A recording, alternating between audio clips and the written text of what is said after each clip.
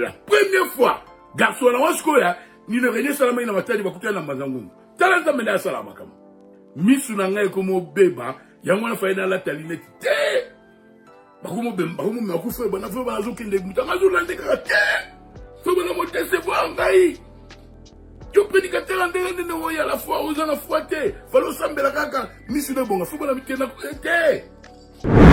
William Marion Branham Malobi, j'ai créé. Et tant que j'ai créé, c'est pas que William Branham a créé qui, mais Isali a créé qui Nangolu Yanzambe pe na makasi Yanzambe. Ce qui totangi na Bible to komona Adam tant abota ki mwana na ye alobi que j'ai créé un homme à l'aide de l'Éternel. William Branham était serviteur de Dieu à Salaki Nyonso Nanguya, il y a Jésus-Christ qui est son maître.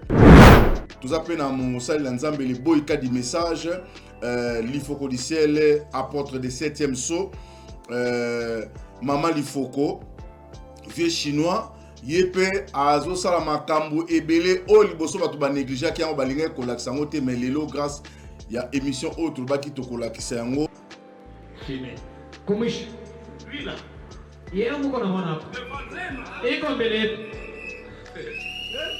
J'ai dit au docteur Israël. Namwambia daktari Israël. Mais le gars là est mort. Basi huyo mchungaji anakufa. Parce qu'il respire par les oreilles. Oh, iko napumzikia kupitia masikio. Je dis tu le dis pour me consoler. Unaisema tu juu ya kunifariji. Je suis allé, je l'ai touché. Nilienda nikamgusa. Je dis aigle. Nikasema tai. Et reviens à la vie. Rudia kumzima. Au nom du Seigneur Jésus. Jina la Yesu Kristo. On doit retourner à Pointe-Noire. Inabidi turudie Pointe-Noire. Non pas dans un cercueil. Hapana msanduku. Tu dois retourner vivant. Wewe utarudia mzima. Au nom de Jésus-Christ. Jina la Yesu Kristo. Amen. Amen. Lufu ni nini? C'est le processus irréversible. Inakuwa ni hali moja inashakatiwa. De l'arrêt du cerveau. Ya nikisema kichwa kitumike tena. C'est ça la définition de la mort. Cho maana ya kifo. Ce n'est pas l'arrêt du cœur. Nous sommes baboya biso to tanga poto comprendre makambo mais ozana ndako nuka bronchi tanga ka ba bronchi ko mona makambo extraordinaire baloba makambo soka ba kimbangu moi trois prophéties mo ke kimbangu il y a des miracles salama ko le kakutu simo kimbangu tolandi témoignage. Nouvelle tendance est faite, nouvelle tendance est faite, nouvelle tendance est faite. Votre radio.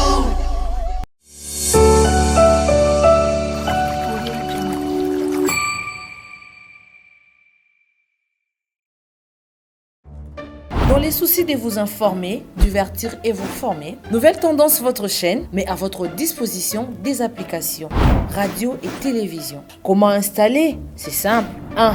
Rendez-vous sur Play Store ou App Store. Tapez TVNT pour la télévision et RNTFM pour la radio. Pour répondre à vos préoccupations, contactez les bureaux. Merci pour votre acte de bienveillance. C'est compliqué, mais en fait, Abraham... Bien-aimés dans le Seigneur, shalom. À vous qui ont un grand cœur. Bino bao mitema nzamba pesa bino mitema malamu. Mitema kusunga. Fondation Alendele na orphelinat Christ Rédempteur bana posa na bino. Bana posa lisungi na bino. Bano baboti bakenda. Bano bazala moya kotanga te. Bato bana besoin lisungi. Bino bato bana mitema malamu. To bana posa ya lisungi na bino na orphelinat Christ Rédempteur, la Katia Fondation Alendel. Kanise loko. Eza yondolo bakie. Ozanzambe ya bana bitike. Yo mokolo bakie. Osungaka basi bakufela mibali. Pona nini pasi ya boye onzambe. Ils ont besoin de vous, de votre pain, de votre bouteille d'eau, de votre soutien. Et ça serait une bénédiction pour vous. Pour votre famille. Que Dieu vous bénisse. Merci Balani à Nouvelle Tendance. Merci encore une fois chez vous dans vos maisons. Episcopo Yambo, Randekita, rendez-vous Nakitata, les Wazalendo 10 messages. Tubanda Kango Boye, Triple Brassard, Aigle Masengo, à côté du Roi Soleil. Nakanisi, Tolaka Kibino, Tokosala émission, Oya témoignage, pour Nakota, Tola, miracle, Oyo. Basali Nzambe Basala et pourquoi Tokozalaka dans le passé, Tokozala paix dans le présent pour la paix, Monsali Nzambe, l'ifocodiciel. Donc, tous ce message topé, témoignage, les cas, William Marion Branham Asalaki, Tangwazaki, Nabomoi. Et ceux qui t'otanga la Bible, il y a tout le miracle au Jésus-Christ Asalaki et édifié Kabiso Makasi. C'est pourquoi Troubaki, au travers de la prédication, toko salatu to tirer ba témoignage au union sur ba miracle ya Makasi au Nzambe a réalisé Nabomoya William Marion Branham. Je sais qu'il y avait beaucoup de débats par rapport à ba miracle au William Marion Branham Asala. Tout ça qui na débat, il y avait Kirei Awa. Les Écritures est commis bien à brancher babi que William Marion Branham Alobi j'ai créé.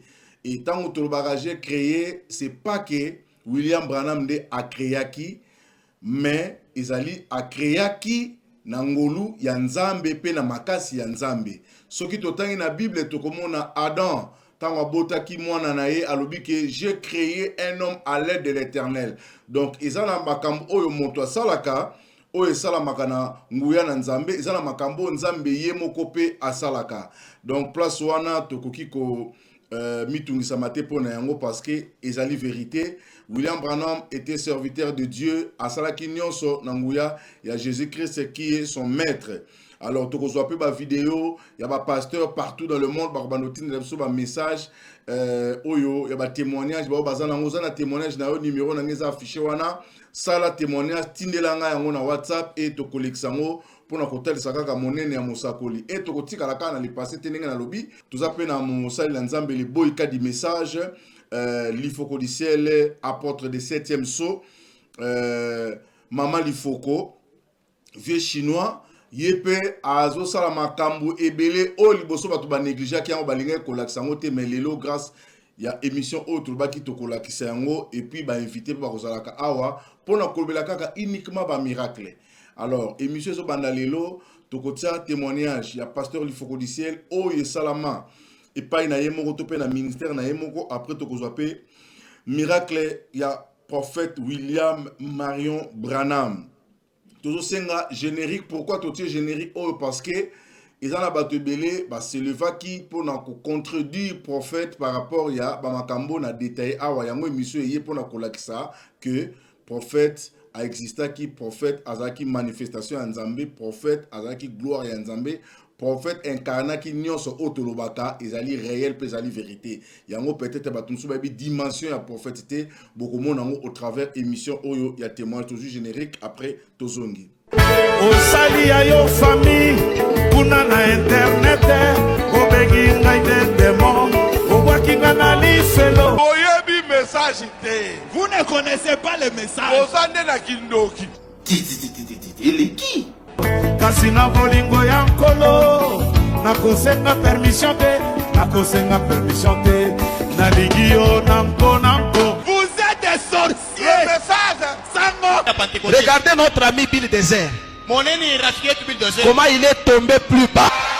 Moi, Ngai, je ne parlerai jamais contre Branham. Il n'est pas mon Dieu. Il n'est pas Dieu. Mais il est un petit Dieu. Fais attention. Vous pouvez j'ai créé des écrits. C'est la façon de dire. Oui, Branham a créé des écrits. Tous les cas de sûr. Yo pe moi Nzambe. Kai pe moi Nzambe oh. Dieu a fait de toi ce que tu es. Nzambe a commission oyozali.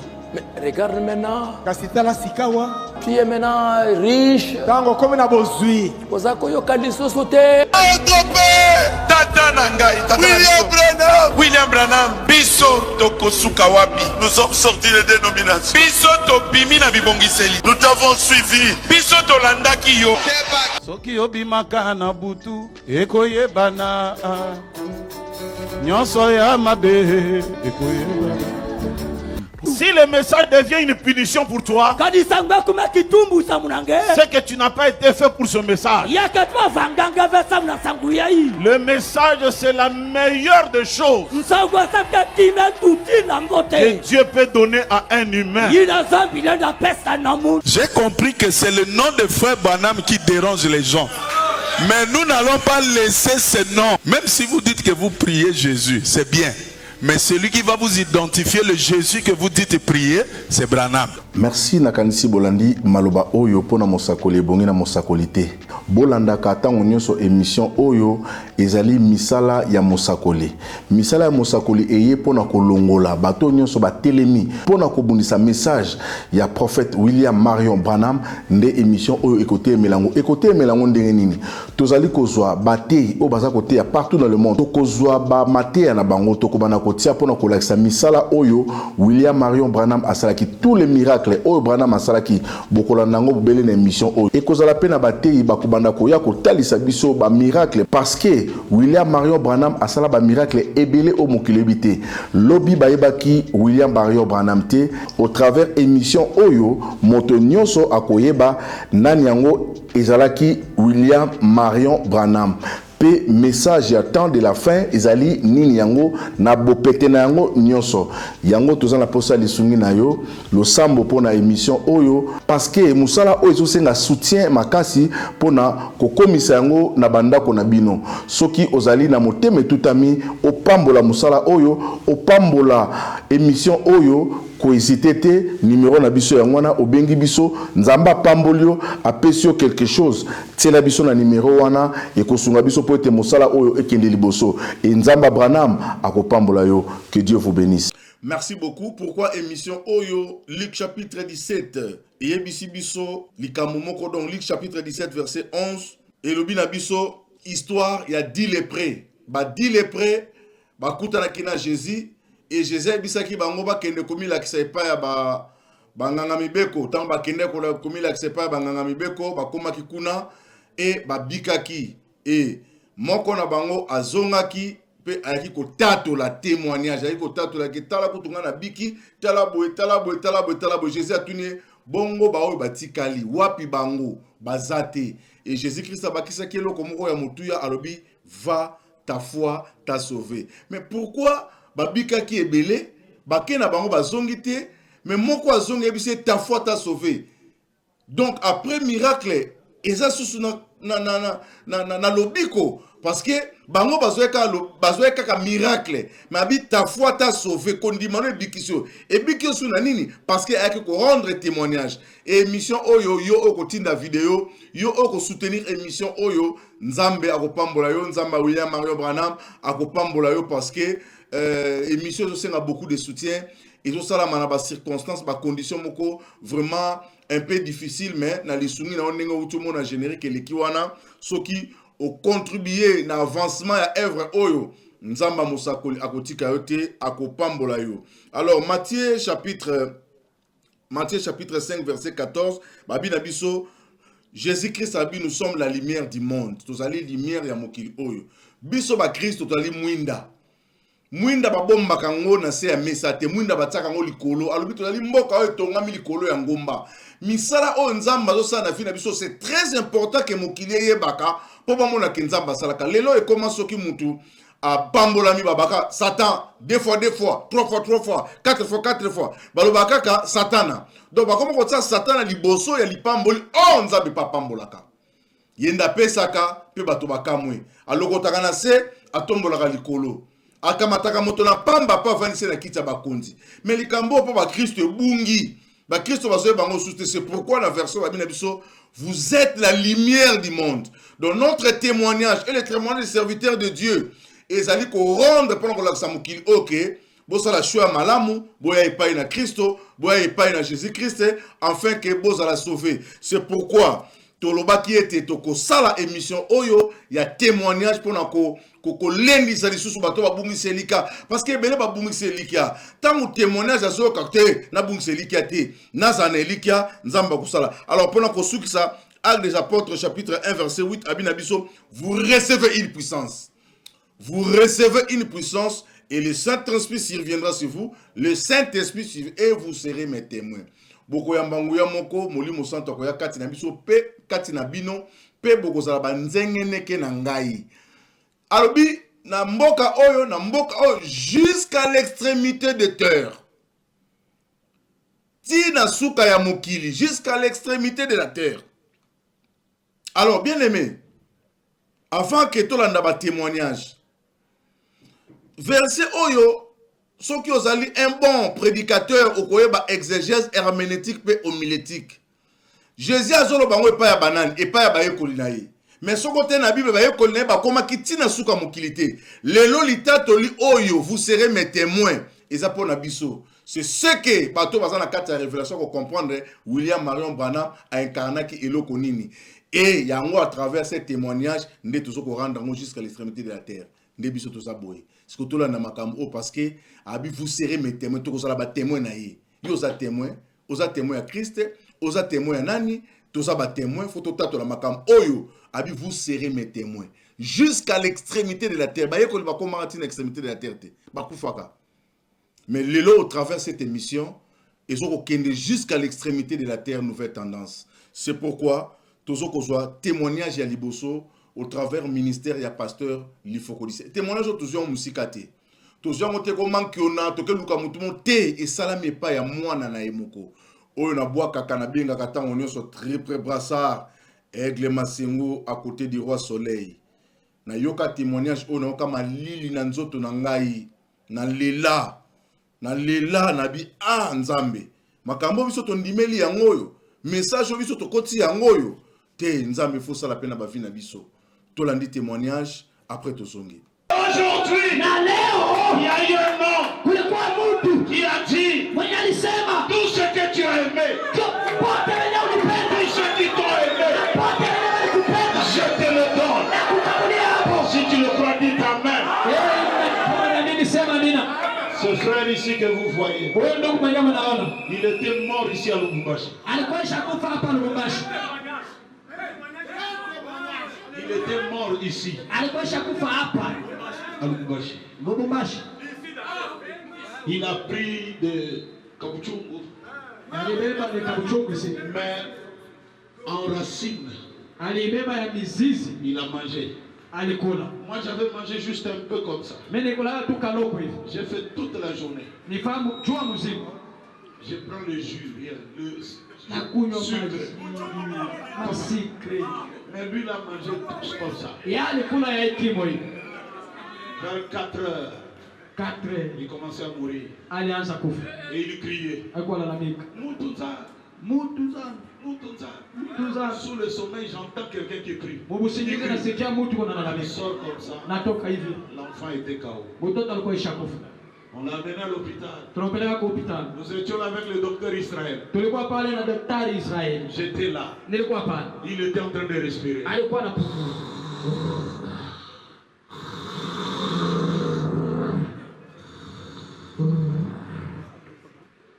Fini. Lui là. J'ai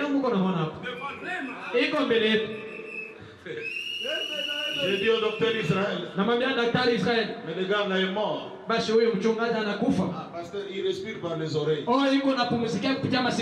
dis, tu le dis pour me consoler. Je suis allé, je l'ai touché. J'ai dit, aigle. Et reviens à la vie. Au nom du Seigneur Jésus. On doit retourner à Pointe-Noire. Non pas dans un cercueil. Tu dois retourner vivant. Au nom de Jésus-Christ. Amen. Amen. J'ai laissé le cadavre sur le lit. 8 heures. Je suis allé dans un bureau à côté. Si c'était toi, tu aurais déjà mené le cadavre. J'ai prié. J'ai lisé le message. J'ai prié. J'ai lisé le message. À 17 heures. 8 heures jusqu'à 17 heures. Le gars a crié. Où est Moutounza?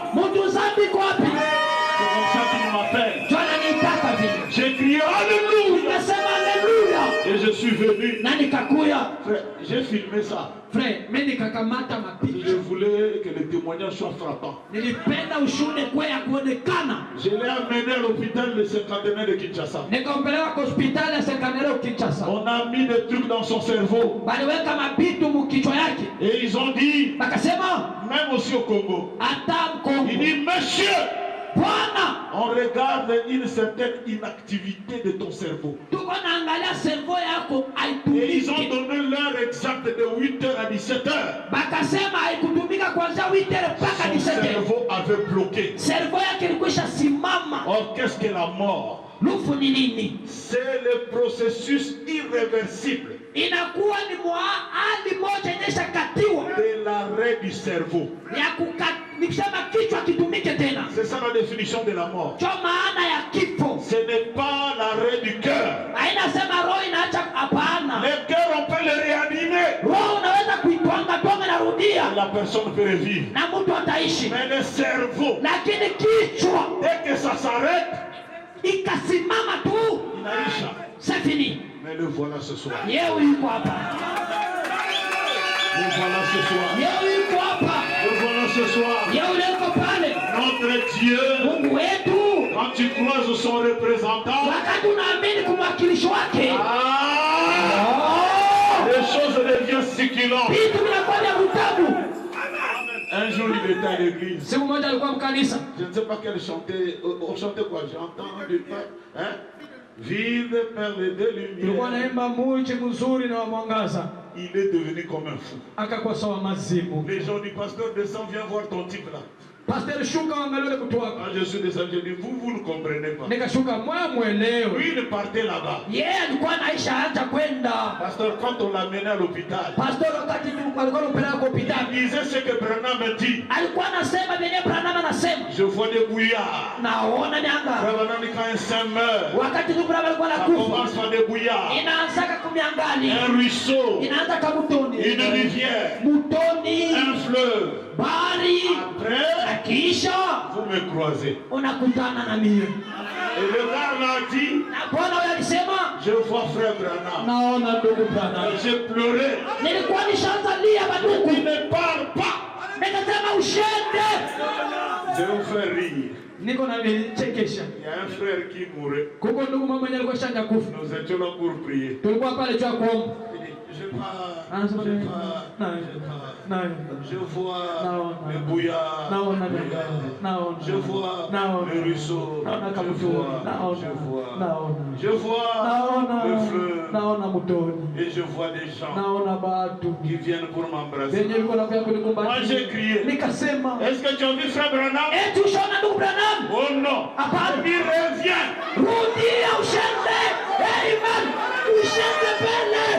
Tu t'es perdu. Unaenda pabaya. Et du coup, l'homme a fait. Suis-je? J'ai dit, arrange ta route, frère. Tengeneza barabara yako ndugu. Tu vas là-bas, tu commences à voir le papa Wema. Wewe unaona papa Wema kule.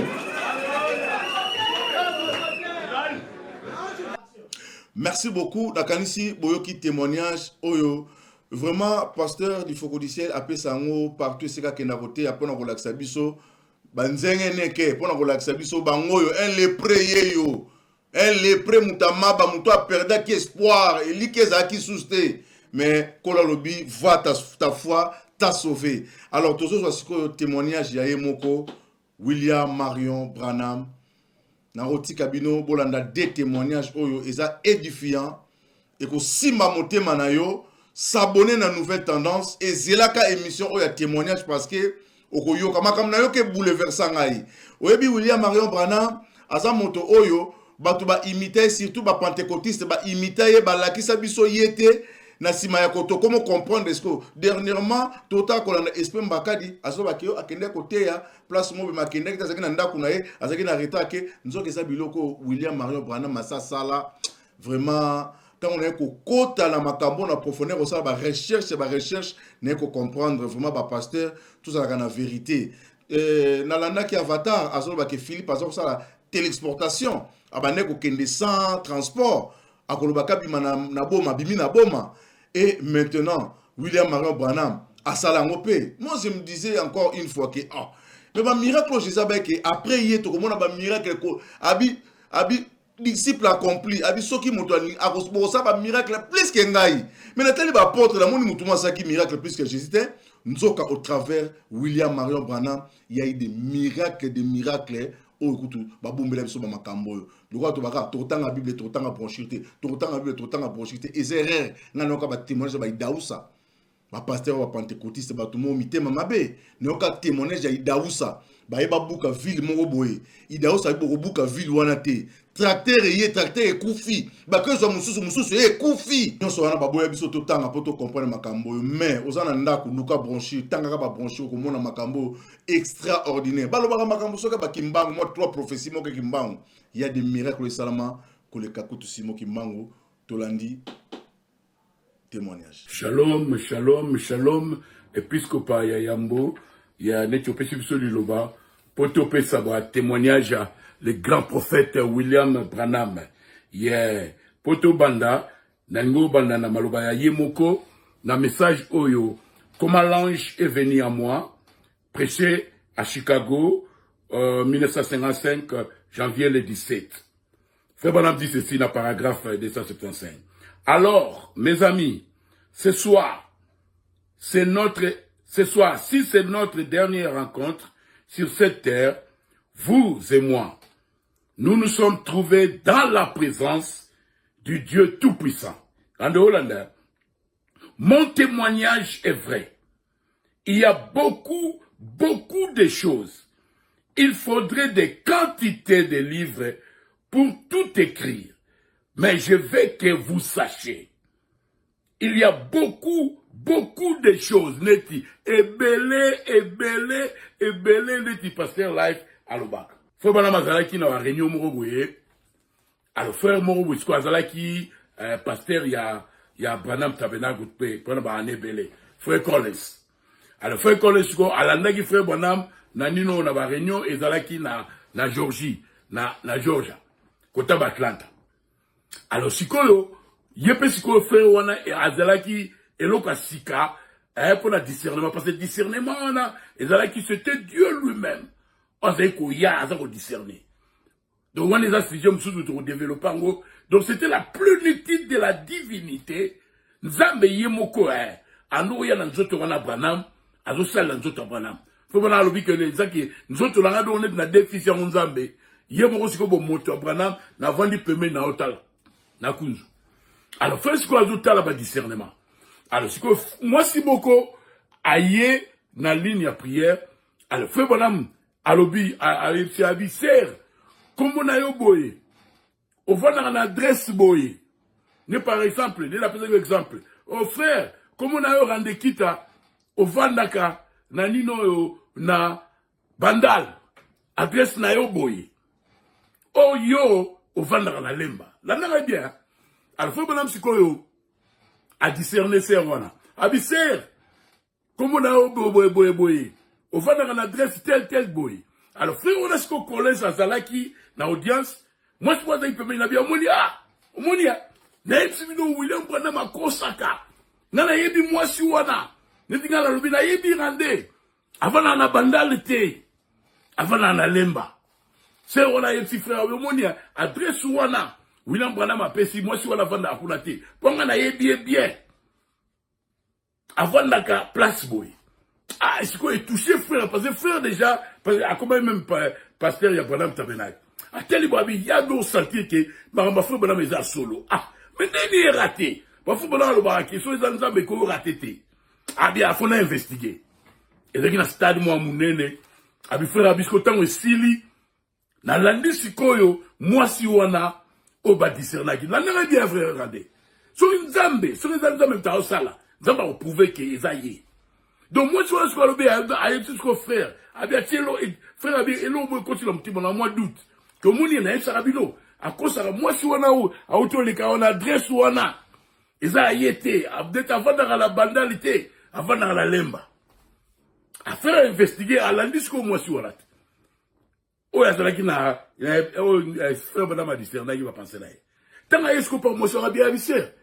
Yo ni no yo, tant que nena likolo kuna frère Branham a discerné il va penser là yo. Mais si quoi mutu moi za ipe nanga abi yo.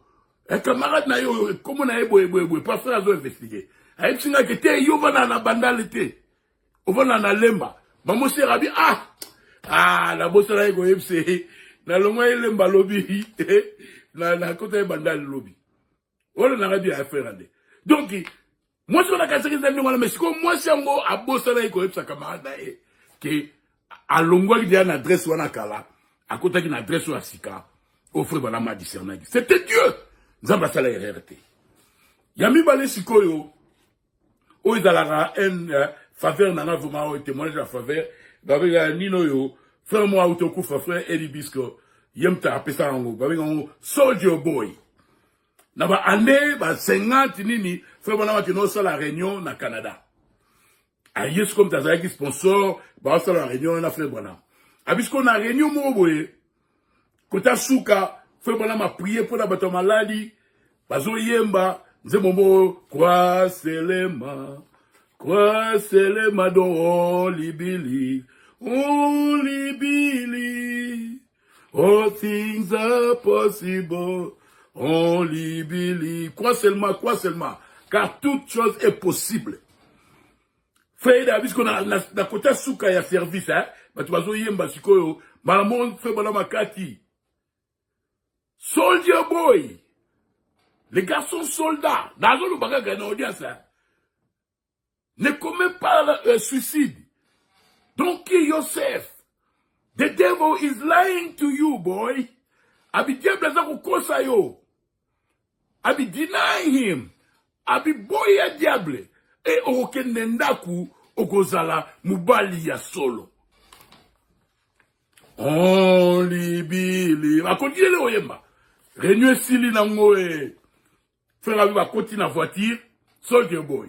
Les garçons soldats. Bah, tu m'en as ébellé. Bah, quand est-ce qu'on la voiture, bah, on m'a dit qu'on a fait. Bah, Kena Bango, n'est-ce par exemple, nini, campagne des acquis, na boma, bah, comité, n'ambanzangungu, bah, on a tin. Pour, bah, à tout est banal, moi, restaurant, moi, atolia. N'est-ce qu'à ça, masala makambu, malamoko, pour, frère Eddie, na frère Banamoni, soldat. Soldat mona teni na mutu mongo bakoti. Pour maman mutu azalaki na ye amoli frère Banam. Abi frère Banam. Olobaki na réunion que soldier boy, soldier, don't kill yourself. The devil lying to you. Soldat, les garçons soldats, ne te tue pas. Comme ça là, ni no suicide te. Pour diable ça ko kosa yo. Frère Banam tu frère Eddie. Na lobaki ne wana bien ye frère Dabi olobaki soldier boy. Alors, Moutara Lobby, fait bonhomme, soldier boy yango, yeyo. Les garçons soldats. Azala moisi, na mwana kitoko, mais bah, tozo yé baté, la 3e fois, aligné comme iboma. Tozo yé baté. Alors, la première fois, garçon la wasko ya, ni le René Salama ina matadi, bakuté na mazangungu. Talanta mena salama kam. Maman, garçon la lobby, abi, frère bonhomme. Pesa kaka 1 minute. La n'a bien fait rendre. Parce que 1 minute. Parce que tout ça là-bas, bébé pentecôtiste était. Alors, frère Eddie, tellement d'ailleurs pentecôtiste, lui, abi donc, n'a pas prêt à coup. Ben, n'a des mots, tout chasser. Et au nom de Jésus. Alors, il me faut bon, un frère, problème est mais tout lié à la bisona nous. Soupe nabiso. Tout lié à la bisona, qu'on a la macabre nabiso, si ma tour sambela. Ah, frère Eddie, Moutonga la zappé à rechercher des moments, un prophète de Dieu. Habitant Bassis Kolia, au ministre de Gossi là, Bassis Kolia, maman fait banam, ango bimabwe, allez, les garçons soldats wana, aïbsié, abeti frère banam, frère banam. Allez, bah on a fait banam, frère, il y a bien azota là, bah pousser les koto kuna. Abina moni frère banam, alongo les koti, à solana garçon. Abisko tang basololi, tang basilisi, habitant ba baluki. Abia tali longi ya garçon wana soldat, na teni na ye, et longi changé. A commis à l'aise. Alors, I am free. Je suis libéré. 3 fois. Allez, bah, qui est dans mon mot? Allez, frère, madame, ce que tu as continué à faire, dans la voiture, plutôt que tu as me coucher. Allez, je fais, bon, Eddie, do you know, Daga, allez, frère, Eddie, est-ce que Eddie garçon, là? Frère, Eddie habité, na Eddie était. Abiso, yebiye. La n'a bien frère, regardez. Abiso, yeba qui garçon, là. Oh, ya soldat, wala nango, yepsote. Mais net, yebi était. La n'a bien. Net, yebi était. Et jamais, bon, kuta, là. Na, yepso. alobi azala mwana fo bana ko ça FAD azala mwana ya kitoko na mwasa kitoko abi mais azala ko sala acte ya homosexualité na soda mususu alo yango tanga koma okanisango tanga koma okanisango mingi sala ineti epesa ke liboma ali metant to ke kuna l'ange de l'Éternel aye tant on a discerné ngo tant on a ébissé que ozo sala acte ya homosexualité yango na lobaki I am free I am free I am free. Bambula eleki. Frère Bonhomme Makenda na 2019. Net prophète aloba ke oyebi soldat wana te jamais bokutana. Etikalaki muke. Frère Edi bakutana na soldier boy wana. En États-Unis. Mais net prophète aloba bakutana jamais abisiko mutumo ando sa la place mogo. Bambo frère moi nous la place bomba moi nous la na soldier boy wana maman soldier boy on a les garçons sont là bien frère bana ma prière pour ngai apese ku tu photo mo apese photo ba kanisa ye frère wana na frère bonam na mutu ando tambusai ale frère wana bengi frère Edi abi frère Edi nino yo soldier boy yango ando sala frère Edi aluki ko ba kutana jamais ba kutana frère utakuto kufa pour prophète va jamais ba kutana. Dieu demande toujours du respect à ses prophètes. Prophète Azali la bouche de Dieu. Prophète Azali yende mutu azako comprendre makamanzambe bien. Surtout nous comprendre nzambe, to landa au prophète azako loba. Tous à la bébé pentecôtiste était. Alors frère bonhomme siko tellement ministère nezaki makasi. Tellement ministère ne yaba miracle ezaki makasi. Mais frère bonhomme so bana na ye. Ba suis malade. Frère bonhomme elo rasala liboso arina pas docteur. Alléluia. Donc mon dia, donc biso ba pentecôtiste c'était ma frère so ngala OK pas docteur Dieu guérité. Muto alekaki na miracle na génération oyo. Frère bonhomme muto alekaki azaki. Mais so bana ne bazo maladie elo liboso alo sala anobi mon pas docteur. Alors, période moi aussi, tellement besoin de la idée de la pentecôtiste, pour ne jamais pas un respect. Tu peux si on peut que pas balancer un respect d'un prophète de Dieu. Alors, nous tous les qui diacre dans l'église à Frère Bonhomme, dans le ministère de Bandiwana. Alors, Frère Bonhomme, ce que tu as comme là, parce que nous sommes à tous, autant de ça, nous sommes au centre. Attends Jésus à l'élaki. Attends Jésus dans Zotoyo à Yoganzala. Frère Bonhomme, ce que moi, mis ce que mon bébé. Alors qu'il l'inhésité. Ah, mon Dieu, qu'on a eu après l'église, frère madame. Mais je suis vraiment désolé. Vous savez que ça m'a sonné, il y a guérison divine. Oh, là, t'as l'inhésité pour aller. Oh, frère madame, bon, si on a semblé la pour malade de guérison divine, on a l'inhésité. Vous savez que ça m'a sonné. Oh, là, t'as l'inhésité. Oh, pour la nuit. Oh, parce qu'il fallait qu'on m'a prié, vite. Na comment moi virer. Misu nanga comme bébé.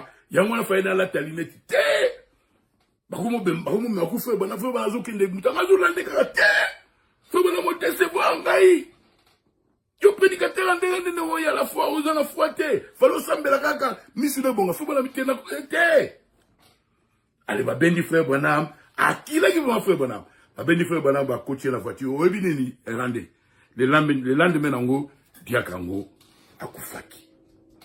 Dieu demande du respect à ses serviteurs, surtout les prophètes.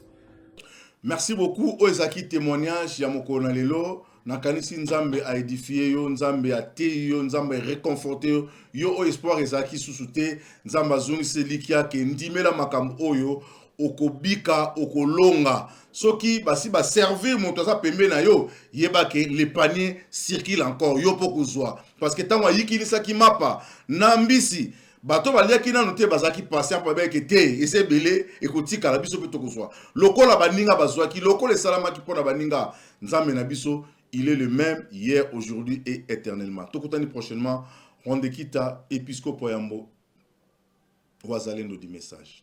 Merci Banakin, Bana monde entier. Maxi bien-être. Sougala café, le logo na mêlé logo mais le logo est amabé. Il y a bien pour la panne technique mais kosalela ngo na ndenge ya mabe te salela ngo mpo na mama bacélibataire tolingi bino awa te so maka boma mokolo obala pota mosu oyo baoproduire yango su te merci bien-être yango oyo luka yango benga ndeko na nga Alain Dele ye motu ayebi esika akofournir yo autant que tu veux $35 eza ebele na kati soki omelika moko deja oyoka bien bemoroïde banini tout ça bilialia bivandavanda mosala banini erepare yo système ya break erepare yo mpe fonctionnement ya break de break donc epesa fonctionnement ya bien tokomi bacongolais tozoganye bamatch ozwa badéfaite bapanne technique en plein match c'est pas bon zongela eloko oyo ngana serviteur de Dieu surtout bapaster bolingi komela bimelamela boya awa bobenga mpena Alain Dele na numéro na ye po bobenga po bozwa eloko c'est important traitement poison anti-poison yango oyo ne ba mosusu omeli yango avant okende obima omelamela yango ça 2 jours ata batieli eloko mwa cuire moko c'est bon oyo mpe anti-poison donc soko ata eza na kati elongola yango Alain Dele mikolo somme nayebi te mindele yango bapesi biloko baudia po biloko yango mende eza ya solo mikolo oyo batiaka poison ato ya famille te atoza problème na mutu te jalousie kaka donc baproduit yango wana ya anti-poison oyo mpe anti-poison donc benga Alain Dele à partir na ye ayebi ndeni oya ozwa yango nzambe na nga pambola bino mibatela mboka ekomi bien te bato bakomi na jalousie oyo tozokomprendre desu te bana mike bazokufa mikolo bazokufa baotia na bana bebe bapoison donc toujours zala na ntina yo ndenge nga na ndako c'est bon que Dieu vous bénisse. Dans les soucis de vous informer, divertir et vous former, Nouvelle Tendance, votre chaîne, met à votre disposition des applications, radio et télévision. Comment installer? C'est simple. 1. Rendez-vous sur Play Store ou App Store. Tapez TVNT pour la télévision et RNTFM pour la radio. Pour répondre à vos préoccupations, contactez les bureaux. Merci pour votre acte de bienveillance. C'est compliqué, mais en fait, Abraham... Bien-aimés dans le Seigneur, shalom. À vous qui ont un grand cœur. Bino bao mitema nzamba pesa bino mitema malamu. Mitema kusunga. Fondation Alain Dele na orphelinat Christ Rédempteur bana posa na bino. Bana posa lisungi na bino. Bano baboti bakenda. Bano bazala moya kotanga te. Bato bana besoin lisungi. Bino bato wala mitema malamu. To wana posa ya lisungi na bino na orphelinat Christ Rédempteur, la Katia Fondation Alain Dele. Kanise loko. Eza yondolo bakie. Ozanzambe ya bana bitike. Yo mokolo bakie. Osungaka basi bakufela mibali. Pona nini pasi ya boye o nzambe. Ils ont besoin de vous, de votre pain, de votre bouteille d'eau, de votre soutien. Et ça serait une bénédiction pour vous. Pour votre famille. Que Dieu vous bénisse.